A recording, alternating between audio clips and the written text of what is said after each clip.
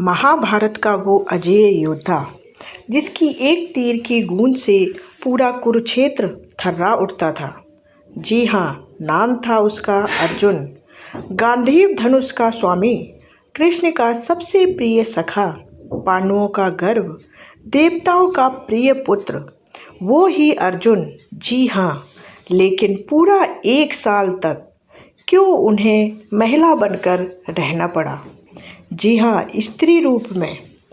ब्रहनला नाम से घूंघट ओढ़े, नुपुर की छनछनाती चाल से कंकड़ बजाते हुए, राजकुमारियों को नृत्य सिखाते हुए। आखिर क्यों? यह रहस्य जानने के लिए क्या आपका दिल धड़क नहीं उठा, रोंगटे खड़े नहीं हो गए? तो चलिए जानते हैं इस रहस्य को। जानने के लिए वीडियो को अंत तक जरूर देखिएगा। रहस्य पसंद आए तो वीडियो को लाइक कीजिए, शेयर कीजिए और चैनल को सब्सक्राइब कर लीजिए। ये कोई साधारण कहानी नहीं है, ये वो रहस्यमयी दिल दहला देने वाली गाथा है जो महाभारत के वन पर्व और विराट पर्व में छिपी है और पद्म पुराण में और भी गहरे और भी रहस्यपूर्ण रूप में मिलती है।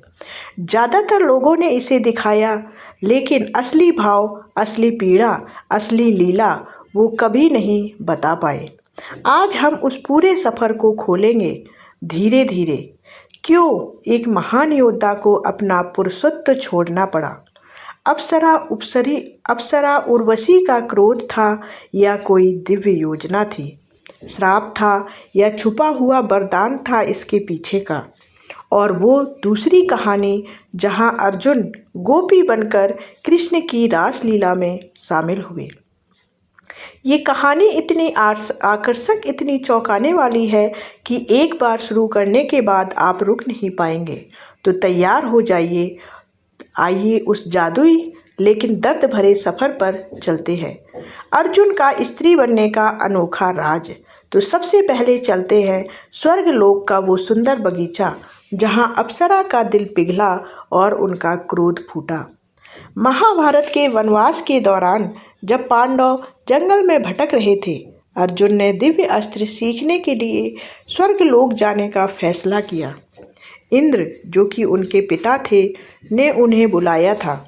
स्वर्ग में अर्जुन ने न सिर्फ ब्रह्मास्त्र, पाशुपतास्त्र जैसे घातक हथियार सीखे, बल्कि गंधर्व त्रिसेन से संगीत और नृत्य की कला भी सीखी। वो दिन रात अभ्यास करते, लेकिन उनकी वीरता और सौंदर्य की चर्चा पूरे स्वर्ग में फैल गई। एक दिन इंद्र ने चित्रसेन से कहा, अर्जुन अब सब कुछ सीख चुके हैं, अब उसे स्त्री पुरुष संबंधों की भी समझ होनी चाहिए। उर्वशी को भेजो। उर्वशी स्वर्ग की सबसे खूबसूरत अप्सरा थी, जिनकी सुंदरता देखकर देवता भी मोहित हो जाते थे। उनकी चाल में जादू था, उनकी मुस्कान में अमृत, उनकी आँखों में कामदेव का बाण था। रात के अंधेरे में उर्वशी अर्जुन के महल पहुंची। घूंघट हटाया तो उनका रूप देखकर अर्जुन के होश उड़ गए। लेकिन अर्जुन ने सिर झुकाया और कहा, देवी, आपका स्वागत है, आप स्वागत योग्य हैं, लेकिन बताइए क्या काम से आई हैं? उर्वशी ने शर्माते हुए कहा, अर्जुन, तुम्हारी वीरता, तुम्हारा सौंदर्य, तुम्हारा धैर्य मुझे मोहित कर चुका है। मैं तुम्हारी प्रेमिका बनना चाहती हूँ। एक रात के लिए भी मुझे अपना लो, सिर्फ एक रात के लिए। उनकी आवाज़ में प्यार था, लेकिन अर्जुन का चेहरा गंभीर हो गया। अर्जुन ने नम्र लेकिन दृढ़ स्वर में जवाब दिया, देवी उर्वशी, आप मेरी पूजनीय हैं। आप मेरे पूर्वज राजा पुरुरवा की पत्नी हैं। आप मेरी माता समान हैं। मैं आपको माँ की तरह सम्मान देता हूँ। आपसे प्रेम संबंध कैसे रख सकता हूँ? ये धर्म के विरुद्ध होगा और यह पाप होगा। मैं आपको कभी भी काम की दृष्टि से नहीं देख सकता हूँ। उर्वशी हैरान रह गई। कोई पुरुष उन्हें ठुकरा रहा था, वो भी एक साधारण मनुष्य पुत्र। उनका गर्व टूट गया। आंखों में आग सुलग उठी। उन्होंने कांपते स्वर में कहा, अर्जुन, तुमने मुझे अपमानित किया है। मैंने खुद अपनी इच्छा से तुम्हारे पास आई हूँ और तुमने मुझे माँ कह दिया। ठीक है, तो सुनो मेरा श्राप। चूंकि तुमने मुझे ठुकराया, इसलिए तुम 1 साल तक स्त्रियों के बीच रहोगे, लेकिन पुरुषत्व रहित। तुम नाचोगी, गाओगी, लेकिन योद्धा की तरह नहीं। लोग तुम्हें किन्नर या नपुंसक कहकर अपमानित करेंगे। तुम्हारा पुरुषत्व छिन जाएगा। अर्जुन यह सब सुनकर स्तब्ध रह गए। उनका दिल बैठ गया। उन्होंने चित्रसेन से सारी बात बताई। चित्रसेन ने इंद्र को बताया। इंद्र ने उर्वशी से अनुरोध किया और श्राप को 1 साल तक सीमित कर दिया। लेकिन अर्जुन का मन भारी था। उन्होंने सोचा, ये श्राप कब काम आएगा। दोस्तों, सोचिए उस पल को।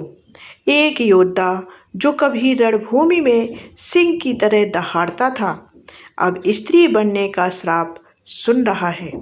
उसकी आंखों में आंसू थे, लेकिन उसने श्राप स्वीकार कर लिया, क्योंकि धर्म कहता है श्राप भी भोगना पड़ता है। लेकिन क्या ये श्राप बाद में अर्जुन के लिए वरदान बन गया था? चलते हैं अब 12 साल वनवास की पीड़ा और अज्ञातवास का भयानक खतरा जानने की ओर। वनवास के 12 साल बीत चुके थे। पांडवों ने जंगलों में भारी कष्ट सहे। भूख, प्यास, राक्षसों से लड़ाई, द्रौपदी का अपमान याद करके तड़पना। अब 13वां साल, अज्ञातवास का साल। शर्त थी, अगर कौरव उन्हें किसी भी रूप में पहचान लेते तो फिर से 12 साल का वनवास दोबारा शुरू हो जाता। युधिष्ठिर ने कहा, भाइयों, हमें ऐसे रूप चुनने होंगे कि कोई हमें पहचान न पाए। द्रौपदी ने सुझाव दिया, मत्स्य देश के राजा विराट के महल में चलते हैं। विराट धर्मात्मा और शक्तिशाली थे, लेकिन कौरवों से दूर थे। सभी ने रूप बदल लिए। युधिष्ठिर बने कंक, राजा के पासा खेलने वाला साथी। भीम बने वल्लभ, जो कि रसोइया और पहलवान थे। नकुल बने ग्रंथिक, जो घोड़ों की रखवाली करते थे। सहदेव बने तंतीपाल, जो गायों को चराते थे। द्रौपदी बनी सैरंध्री, जो रानी सुदेशना की दासी थी। लेकिन अर्जुन, उन्होंने अपना वो श्राप चुना। उन्होंने कहा, मैं ब्रहनला बनूंगा, एक नपुंसक स्त्री वेश में। मैं राजकुमारियों को नृत्य और संगीत सिखाऊंगा। अब कल्पना कीजिए, गांधीव धनुष उठाने वाले हाथ अब नुपुर और घुंघरू बांधेंगे। वो चेहरा जो युद्ध में क्रोध से लाल हो जाता था, अब काजल और सिंदूर से सजेगा। लंबे बाल, स्त्री के वस्त्र, कोमल चाल। अर्जुन ने विराटनगर पहुंचकर खुद को ब्रहनला बता दिया। राजमहल में जब ब्रहनला पहुंची तो हर कोई मुग्ध हो गया। उनकी आवाज़ मधुर थी, नृत्य लचीला लेकिन आकर्षक था। राजकुमारी उत्तरा ने कहा, ब्रहनला दीदी, मुझे नृत्य सिखाओगे? और ब्रहनला ने उत्तरा को नृत्य सिखाया। लेकिन अंदर से अर्जुन का दिल रोता था। वो रातें जब महल की स्त्रियां सो जाती थीं, तब ब्रहनला अकेले बैठकर अपने गांधीव को याद करती थी। योद्धा की आत्मा अब नृत्य की दुनिया में कैद थी, लेकिन उन्होंने धैर्य रखा, क्योंकि ये श्राप भोगना था और अज्ञातवास छिपाना था। अब जानते हैं विराटनगर का महल, जहां ब्रहनला ने अपना पुरुषत्व छिपाया, पूरी जानकारी के साथ। विराट राजा के महल में ब्रहनला रोज नृत्य सिखाती। उत्तरा और अन्य राजकुमारियां उनकी दीवानी हो गईं। कभी कभी ब्रहनला पुरानी यादों में खो जाती। अभिमन्यु का बचपन, द्रौपदी का हास्य, कृष्ण की सलाह, लेकिन बाहर से वो मुस्कुराती रही। एक दिन कौरवों के सैनिक विराट की गायें चुराने आए। उत्तर, जो कि विराट का बेटा था, ने बृहन्ला को रथ चलाने के लिए कहा। उत्तर घबरा गया जब कौरवों की विशाल सेना देखी, लेकिन बृहन्ला ने कहा, डरो मत, समी वृक्ष के पास चलो। वहाँ अर्जुन ने अपने छिपे अस्त्र निकाले।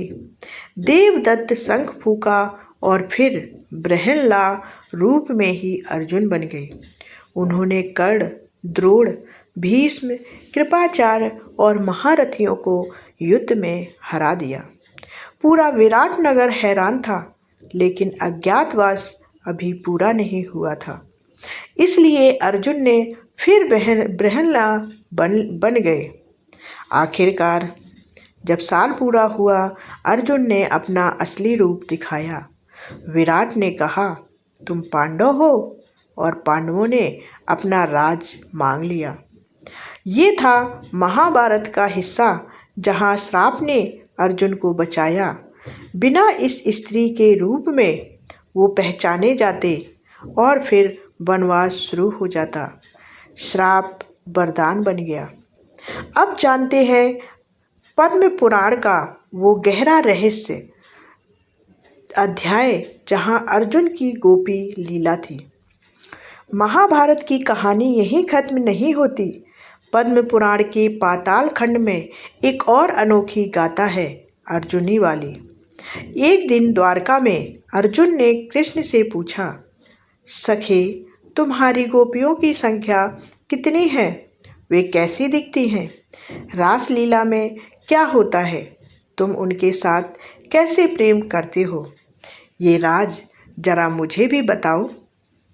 ब्रह्मा और शिव को भी नहीं पता था, लेकिन तुम मुझे बताओ।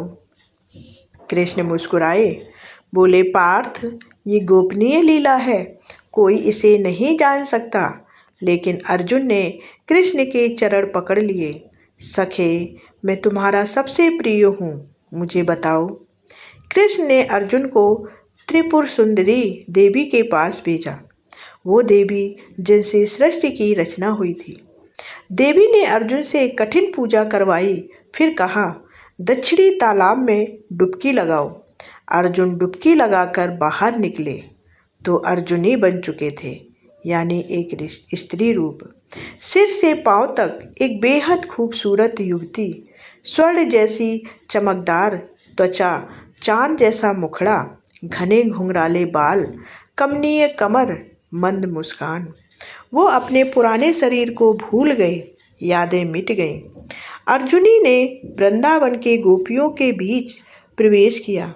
उन्होंने रासलीला का आनंद लिया, कृष्ण के साथ नाची, गाई, प्रेम का स्वाद चखा। स्त्री होकर उन्होंने संसार को नई नज़र से देखा।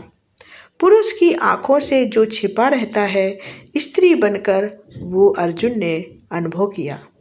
आखिर में तालाब में फिर डुबकी लगाई और अर्जुन बन गए। कृष्ण ने उन्हें छुआ और पुरानी यादें लौटा दी। अर्जुन रो पड़े, सखे, अब मैं समझ गया तुम्हारी लीला कितनी गहरी है। ये कहानी बताती है कि कभी कभी पुरुष को स्त्री बनकर ही पूर्ण ज्ञान मिलता है। संतुलन की ज़रूरत है, ताकत और कोमलता का। दोस्तों, ये दोनों कहानियाँ महाभारत की गहराई दिखाती हैं। अर्जुन ने श्राप को अवसर बनाया, उन्होंने स्त्री रूप में भी वीरता दिखाई। अगर आपको कहानी पसंद आई हो तो इसे लाइक, शेयर और कमेंट जरूर करें, और कमेंट में बताएं कि अर्जुन का श्राप क्या था। अंत में एक सवाल आपके लिए, अगर आप अर्जुन होते तो क्या करते? श्राप स्वीकार करते या लड़ते? अगली कहानी में मिलेंगे और भी रहस्यों के साथ। कमेंट जरूर करें, वीडियो को लाइक करें, शेयर करें, और ऐसी ही महाभारत की कहानियों के लिए हमारे चैनल को सब्सक्राइब कर लें। तब तक के लिए जय श्री कृष्ण, जय महाभारत।